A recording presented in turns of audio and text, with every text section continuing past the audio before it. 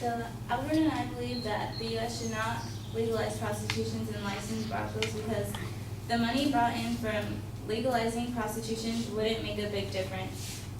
So, like we stated before, by legalizing prostitution, we will not get rid of all illegal prostitution. So they'll be wasting money, spending money, trying to control illegal prostitution while establishing legal prostitution. And also,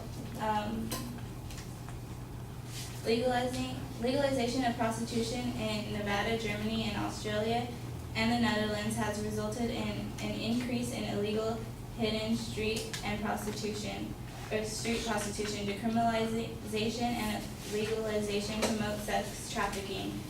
Germany and the Netherlands are currently reconsidering to get rid of their legal prostitution because of these social problems. So because they legalized prostitution, sex trafficking got worse, and they stated that the bill 61 would help reduce that, but they also stated that it was just passed, so we don't fully know how well that's going to do. So the economy also affects brothels that are legal. When they're like a business, so when the economy goes down, they also struggle. So several of the hardest hits are the houses of prostitution in Nevada's rural northern areas, which get roughly 60% of their business from truckers. And since the gas prices go up because of the economy, the truckers they spend easily $1,000 to fill up their tank.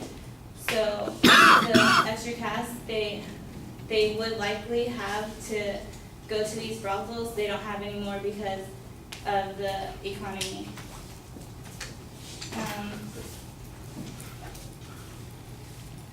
And then from the article, prostitution economy hits Nevada's brothels. Even if someone does go to Vegas, and they may not spend their money on a brothel as a form of entertainment because times are rough. So even if they do go, they won't spend their money at brothels. And then the second point they made is that if they legalize prostitution, it wouldn't dehumanize women like illegal prostitution does. And my point is, any prostitution dehumanizes women. Prostitutes are being treated like slaves in legal and illegal prostitution.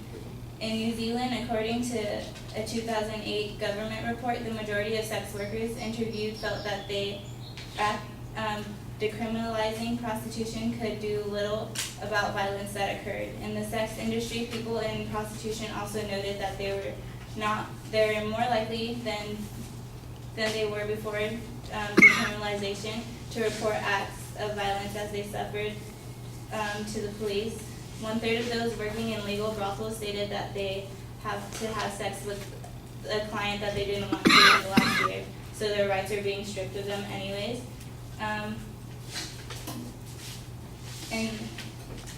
In another article from NCAS, it states that we believe that state-sponsored prostitution is one of the significant root causes of sex trafficking. We called legalized or regulated prostitution state-sponsored prostitution because although they legalized or regulated systems vary, the common element is that the system of prostitution itself becomes accepted and legitimated by the state. The term state-sponsored prostitution signals that in any of these legalized or regulated systems that recognize the sex industry as a legitimate enterprise, the state effectively becomes another pimp, living off the earnings of women in prostitution.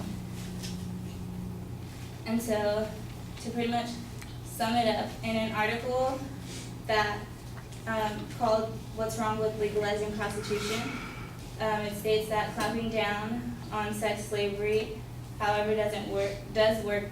In Sweden, clients are fined from $1,000 to $2,000 with possible jail sentences up to 6 months. The